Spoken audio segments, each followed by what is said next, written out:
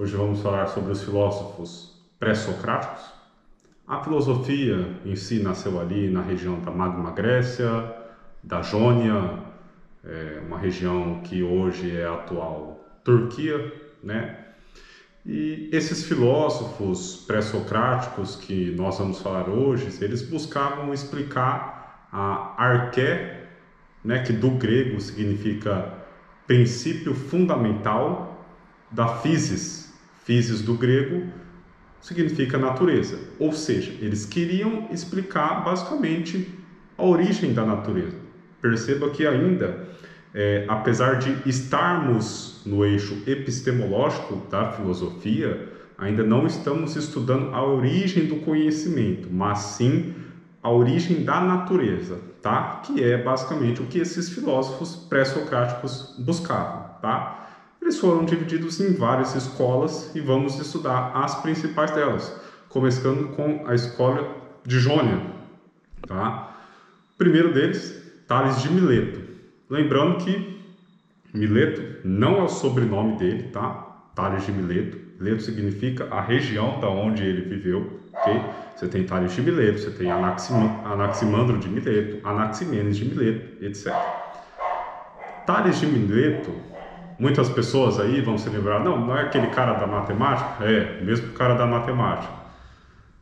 Ele é também considerado um filósofo, muitos dizem que ele é, inclusive, né, um primeiro filósofo, pois ele explica a natureza com a própria natureza, né? Ele não apela para o sobrenatural, como a gente trabalhou na aula passada, na questão da mitologia, mas ele trabalha a natureza com a razão, né? Ele vai usar uma frase muito famosa na escola de Jônia, que é, abre aspas, tudo é um, fecha aspas. O que ele quer dizer? Que todas as coisas são formadas por uma coisa.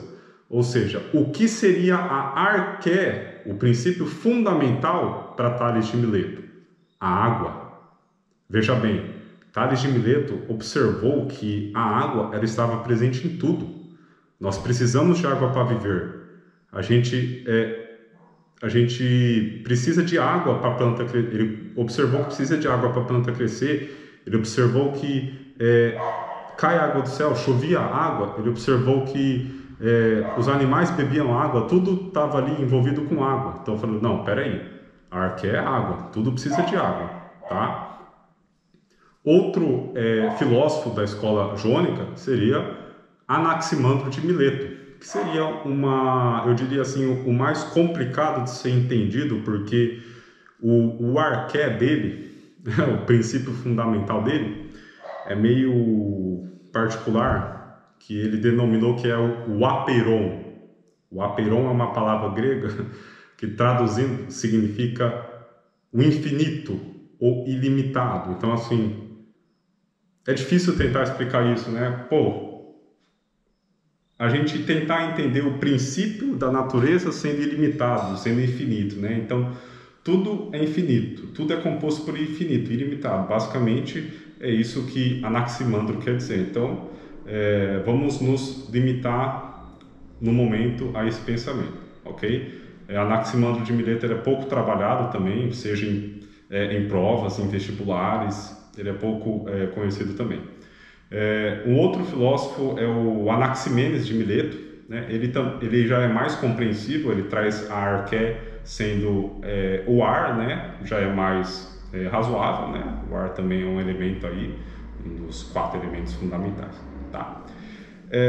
Partindo agora para outra escola, a escola de Éfeso, né? Aí já começa a ficar um pouco interessante, porque a gente entra numa disputa muito famosa e muito cobrada em diversas provas por aí, uma disputa clássica, né?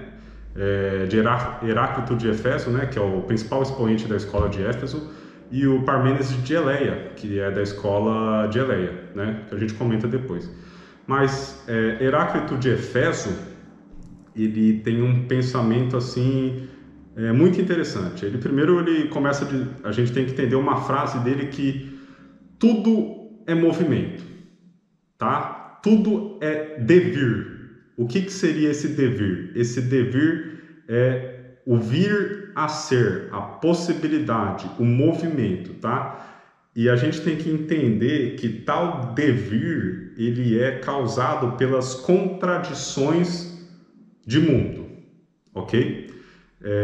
Então, assim, tem aquela frase muito famosa dele, né, desculpa, que você nunca vai se banhar no mesmo rio duas vezes, ou a água que passa pelo mesmo rio nunca é a mesma, tá? Esses dias, comentar uma coisa interessante, meu pai chegou para mim querendo me contar o paradoxo de Teseus, né? Navio de Teseus. É basicamente isso, basicamente você pegar o pensamento do Heráclito de Éfeso e aplicar no navio de Teseus, que você pega um navio de madeira, ele quebra, você vai substituindo uma madeira, depois você substitui outra madeira, depois vai substituindo mais, no final continua sendo o mesmo navio ou não continua o mesmo navio, tá?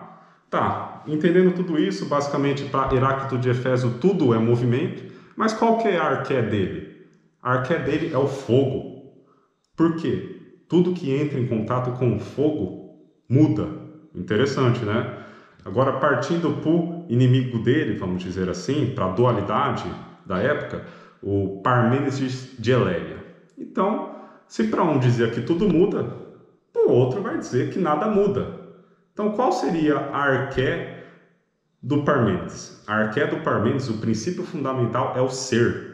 Para ele, o ser é a essência inteligível. E o ser, ele tem uma frase, essa é a principal frase de Parmênides, tem que ficar muito claro isso. Abre aspas, o ser é, o não ser não é, tá? Inclusive, o não ser não pode ser dito e nem pensado, apesar de você ter pensado agora do não ser, né? Que contraditório. Só que, apesar de você ter pensado, o não ser, ele é provocado apenas por uma ilusão dos nossos sentidos, tá? Parmênides afirma que os sentidos, eles são traiçoeiros, eles servem apenas para nos enganar, ok? Então, ele reforça a ideia de que os movimentos, a mudança não existe, isso é apenas causado por uma ilusão dos nossos sentidos. E aí nós temos um discípulo dele chamado Zenão de Eleia, que para ele também o arqué é o ser, que reforça a ideia do seu mestre, né, do Parmênides, e ele traz um paradoxo, chama Paradoxo da Tartaruga, se vocês quiserem pesquisar depois aí, é muito interessante. Eu trouxe essa louça, não sei se vai captar na minha GoPro. É basicamente assim, o paradoxo da tartaruga, ele vai dizer que em uma corrida entre Aquiles e uma tartaruga, então eu vou desenhar bem grande Aquiles aqui, ó. Esse daqui é Aquiles.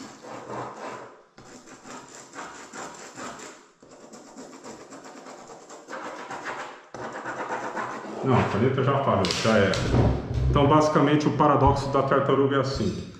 Em uma corrida entre Aquiles e uma tartaruga, independente da distância, se a tartaruga sair na frente de Aquiles, Aquiles nunca vai conseguir alcançar a tartaruga.